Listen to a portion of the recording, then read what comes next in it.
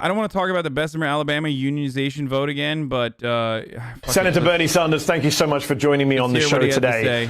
You've been heavily involved in the Amazon unionization attempt in Bessemer, Alabama, traveling there, speaking out in favor of the move. We're expecting a result from that vote, maybe as early as tomorrow.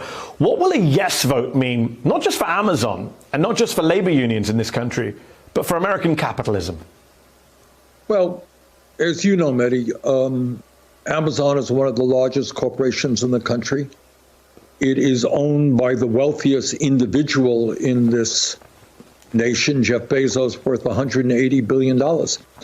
And when I was down in Birmingham talking to the workers, what you heard is tales of incredibly bad working conditions, people who are disrespected, people whose concerns are not being heard, and they want a union to represent them.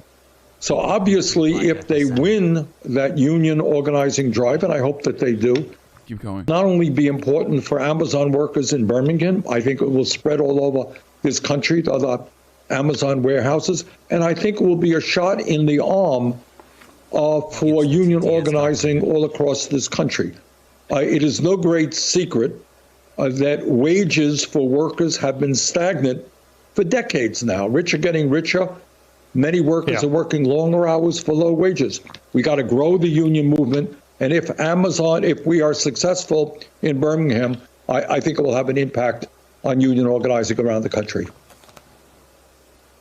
Yes, I think that will be the case. Let's see what happens. You and Elizabeth Warren and other progressive lawmakers were the subject of trolling by an Amazon PR Twitter account last week. Apparently, it's been reported that Jeff Bezos himself was upset that company officials weren't defending Amazon enough from your criticisms. He's also refused your invitation to testify in front of the Senate.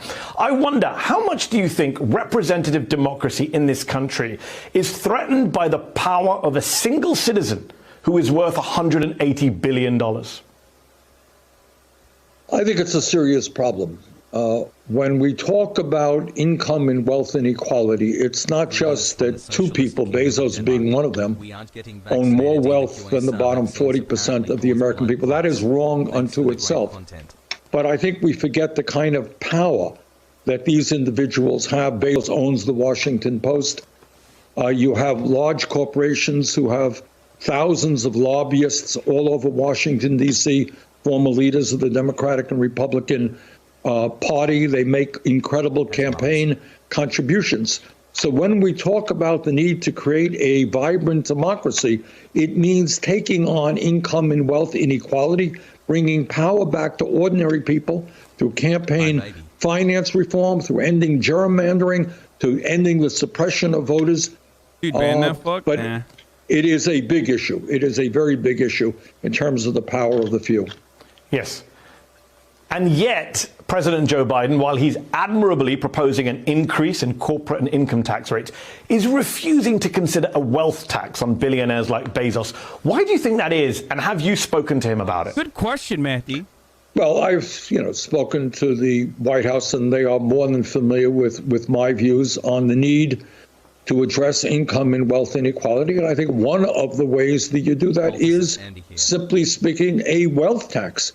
When you have somebody like Bezos worth $180 billion, when you have the Walton family worth even more than that, one way you raise income for the government and you deal with this terrible inequality is through a wealth tax. Now, by the way, my Republican colleagues want to make a bad situation worse. Unbelievably, they want to repeal the estate tax. As I've said before, the abolishing the estate tax is fucking ridiculous. It's literally insane. Okay, it already targets like such a fucking small fraction of the American population.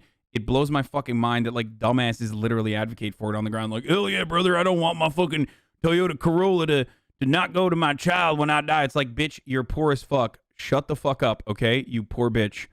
You're gonna fucking die, and the only thing you're gonna leave behind for your fucking children is your goddamn loans that you took out to go to fucking college, which then you dropped out inevitably, and now you have crippling debt for the rest of your life that is literally transferring on to your fucking next of kin. So shut the fuck up. You are not going to, the government is not coming for your fucking Toyota Corolla, okay?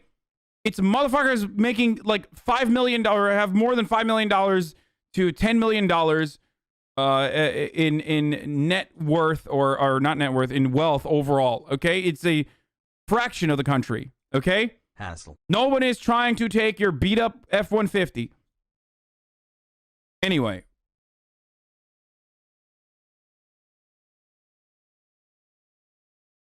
The exemption is now 11 million. Exactly. It's fucking ridiculous. All right. It's just another way that like wealthy people have been able to wealthy people have been able to literally fucking game the system and make it seem as though you're getting fucked over when you're certainly not. It's really annoying. The second part of the Joe Biden proposal is that in order to pay for some of these proposals over the course of 12 years, even though the proposal in his infrastructure bill is implemented through 8 years, which is already long of a fucking window of time, which means 2 administrations, potentially 3. It's going to pay for itself in 12 years, which is 3 administrations, through tax hikes on corporations. Now, the issue is those tax hikes do not even go back and revert to the corporate tax rate that was there 3 fucking years ago. And I find it deeply frustrating that Republicans are like, oh no. I mean, and even Democrats are advocating, moderate Democrats are saying that the corporate tax hike is too much and it's bad for business. Motherfucker, corporations made an incredible amount of profits throughout this pandemic. You can pay for the taxes, okay? You should be able to pay for the taxes. Where's your sense of patriotism? Entirely, yes. Which will give hundreds of billions of dollars in tax breaks to the top 0.1%. So I think this is the moment for progressive taxations, not only a wealth tax, but an increase in corporate taxes, to say that we cannot continue to have this kind of massive income and wealth inequality. So on that note, a lot of people think this is a pretty progressive moment in American politics.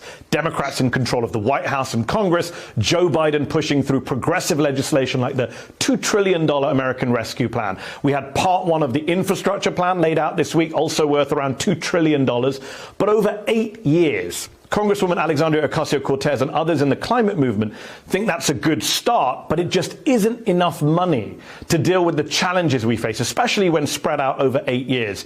They're right, aren't they? I think they are. I think one of the issues we have been focusing on is the crisis in affordable and low-income housing. And I think the Biden proposal is a serious effort to build the millions of units that we need to address that crisis. I don't think it goes far enough in terms of climate. The truth is, as everybody knows, the scientists tell us that we have a handful of years in front of us in order to transform our energy system away from fossil fuel, or we're going to face awful crises in terms of irreparable damage to our planet. So I would propose more, and when we do that, we can create millions of good-paying jobs. So let's talk a bit more about that infrastructure plan. You want part 2 of the plan to include healthcare. You're proposing lowering the Medicare eligibility age from 65 to 60 or even 55. And I wonder, given your influence on the Biden administration, the LA Times recently called you a power broker, Senator. Do you think between now and 2024, you can get this president to not just support that age reduction, but also get on board with Medicare for all itself, with single payer? Is it possible for you to persuade him or pressure him into that? Well, Mehdi, 2 things. In the immediate moment, I want to focus in the new reconciliation plan on not only physical infrastructure, roads and bridges and climate change. Republicans are not against infrastructure, okay? They're just against anything that doesn't immediately mean infrastructure equals fossil fuel subsidies or some shit, okay? Infrastructure is bipartisan. It's popular. It is a necessity. It literally makes us more competitive in the global market. It makes it easier for trade routes to open up. You got to fix the fucking dams. We've talked about it. You got to fix public transportation. It makes everything better. It makes every single thing better in this country. Our infrastructure is the backbone of the U.S. economy. It was part of the reason why we were able to fucking own for a while, aside from imperialism and all the other stuff, obviously. Okay? The problem is Republicans want that to be divvied out to the states and have states literally cover the costs, okay, within their own budgets. That's not going to happen, brother. That's just not going to fucking happen. It is an idiotic thing to do. The federal government should be able to step in and absolutely has to step in a fuckload of these instances. It's bullshit. Like, it's completely bullshit that Republicans are taking a hardline stance against infrastructure bills, knowing full well how good it is for the actual businesses. So what are they doing? Okay, what are they doing?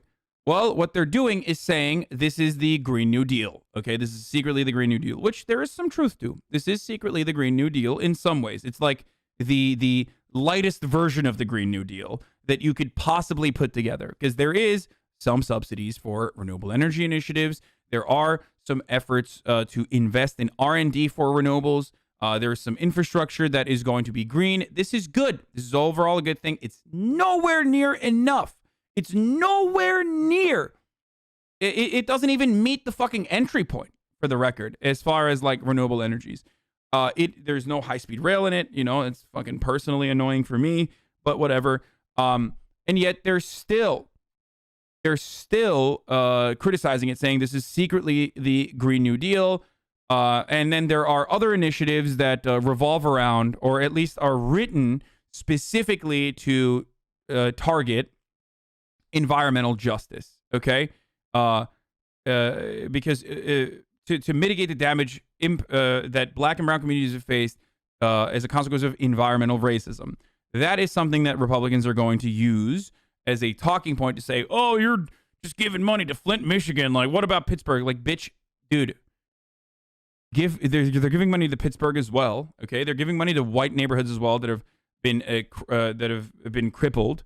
But it is something that they consider to be divisive and use as a talking point when the reality is they don't give a shit about Pittsburgh getting better pipes too. Motherfuckers are literally out here saying water pipes, is that infrastructure? It is so ridiculous, dude. Of course water pipes are a part of infrastructure. If water pipes are not a part of infrastructure, then nothing is infrastructure.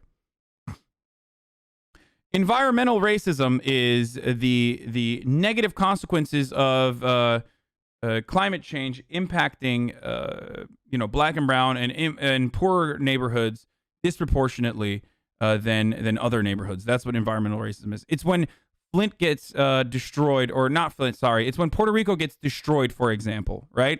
Why is Puerto Rico destroyed? Because they have a horrific infrastructure.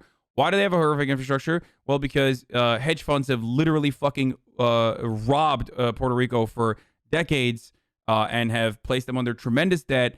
Their entire infrastructure is crumbling and in a state of disrepair, and then fucking Hurricane Irma hits, and boom, everything is wiped out for months. That's environmental racism.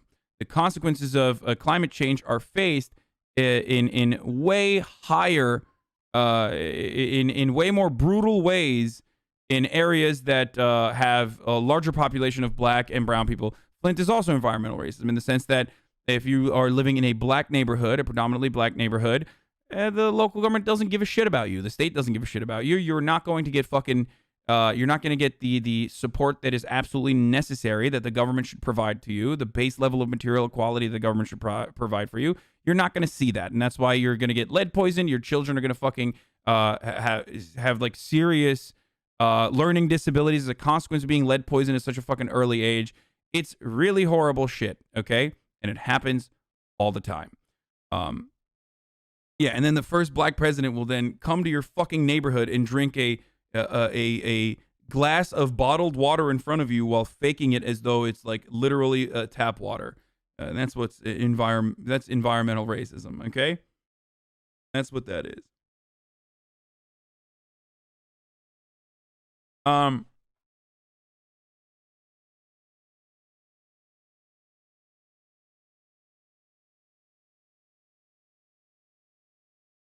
Do you think lack of efforts to rebuild in Houston after the hurricane is an environmental racism? I mean, Katrina, New Orleans. If you look to Black neighborhoods in New Orleans, you will see that there are still straight up buildings that have been destroyed during Katrina, motherfucker, that they never rebuilt. Katrina. Okay, Obama has been president since Katrina happened. Like, George W. Bush was president. Katrina happened. Obama became president. It's 2005. That's crazy. Because people do not give a single fuck about poor people and specifically black people that have been kept poor for a very long time as a consequence of systemic racism.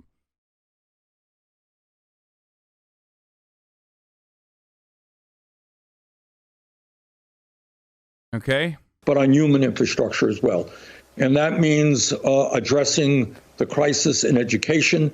So many of our young people cannot afford to go to college. The last thing I was going to say about environmental racism is, okay, so oil fracking, right? Oil fracking has long-lasting environmental consequences, especially when you fucking leak the fracking cum into natural water supplies.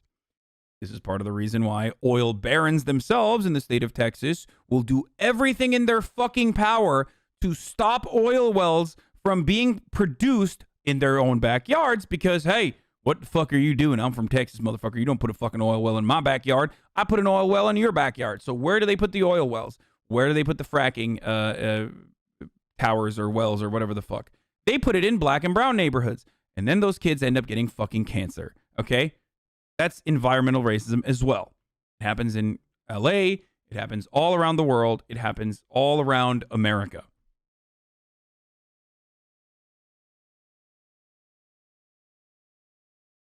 But the problem is, whenever people talk about racism or race, everyone immediately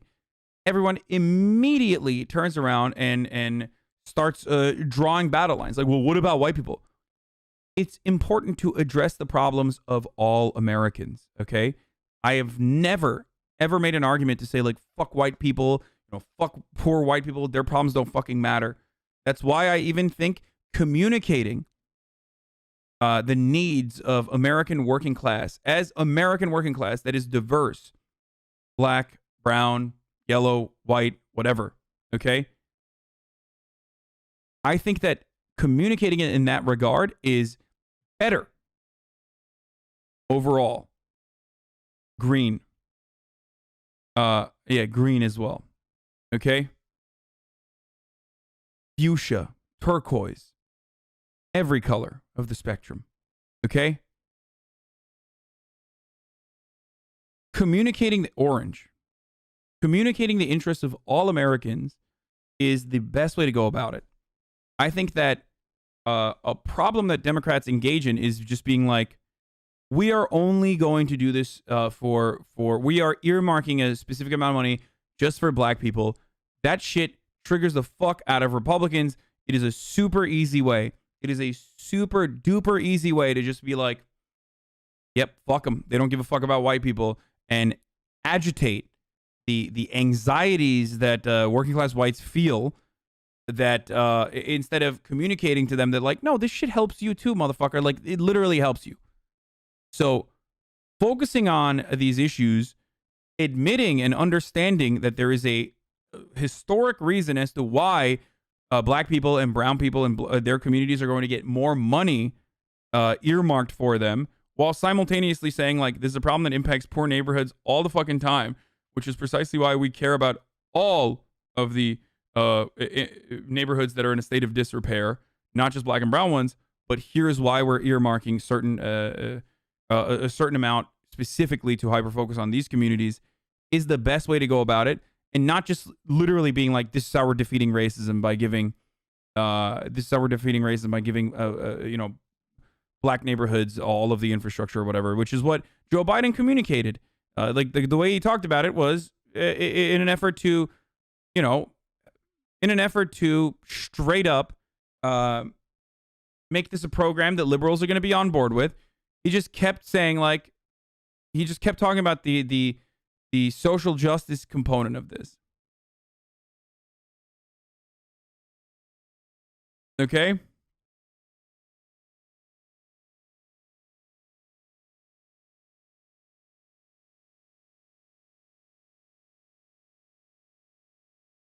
They say they're giving black neighborhoods money and don't do it anyways, LMAO. That's the other part of it, is that, like, The best way to win back the working class is to disregard their infrastructure needs? Yes, absolutely. College, higher education. So many of young people leaving school deeply in debt. Those are issues we've got to deal with. But in terms of the needs of seniors and older workers, what we have got to do immediately is expand Medicare to cover dental care, to cover hearing aids, to cover eyeglasses. These are health care issues that impact millions of older people who cannot afford these basic services. Now, to answer your question, I believe that the current healthcare system, based on private insurance and employer-based healthcare, is dysfunctional. Yeah. We spend twice as much per capita as any other country. 90 million are uninsured or underinsured. Do I believe we got to go to Medicare for all? Absolutely. That is not at this moment the president. Bro, how is he so fucking vibrant?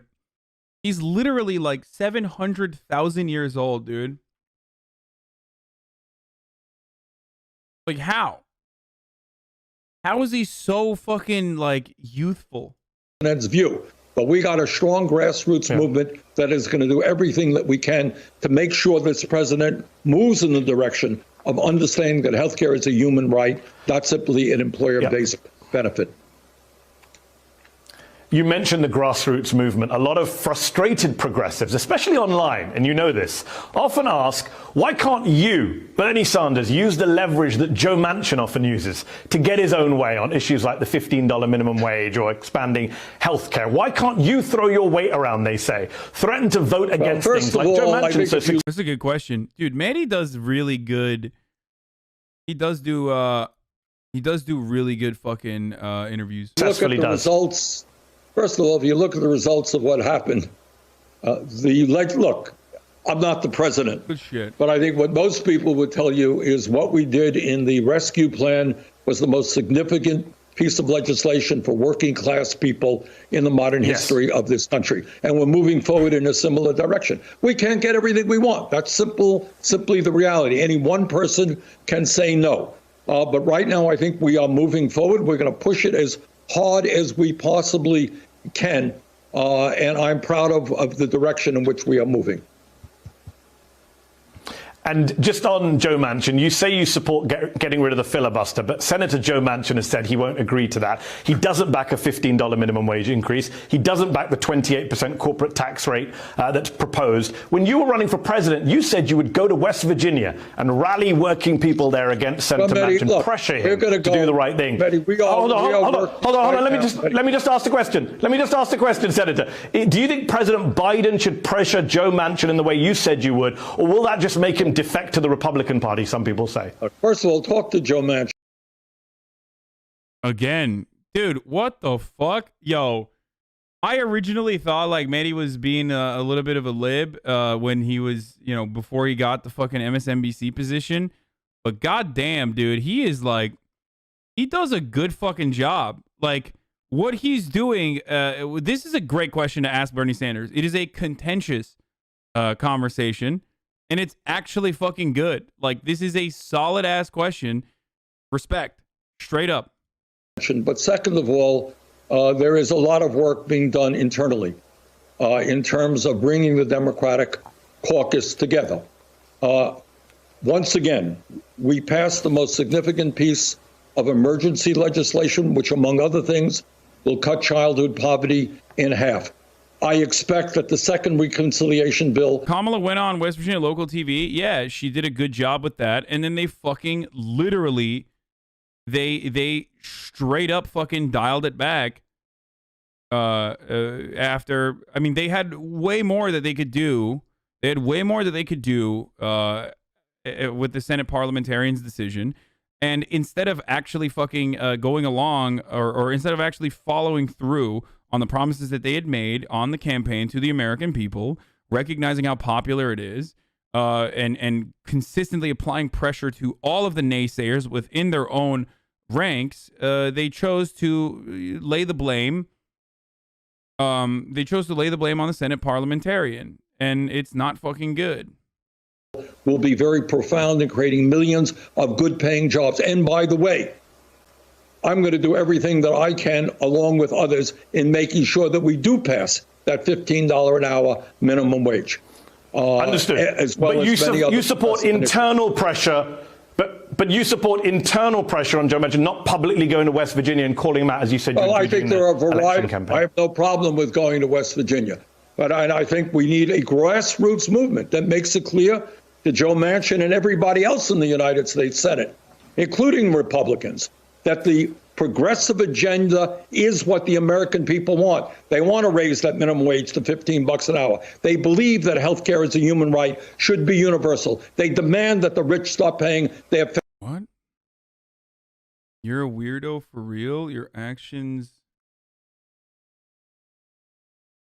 Oh, okay, yeah. Okay. I was like, what the fuck? I thought this motherfucker was talking about politics. Fair share of taxes. These are not my... I was like... my ideas. This is what the American people want right now. And our job is to rally the American people in every state in this country to make sure that the government starts working for the working class of this country, not just the 1%. And on that passionate note, we'll have to leave it there. Senator Bernie Sanders, always a pleasure. Thanks so much for coming on the show. Thank you. That was pretty good. Can't the White House just replace the parliamentarian? Yes, they could have fucking fired the parliamentarian and then rehired one that would cooperate. They could have fucking overruled the parliamentarian or overruled the Senate parliamentarian's decision. Kamala Harris could have literally done that.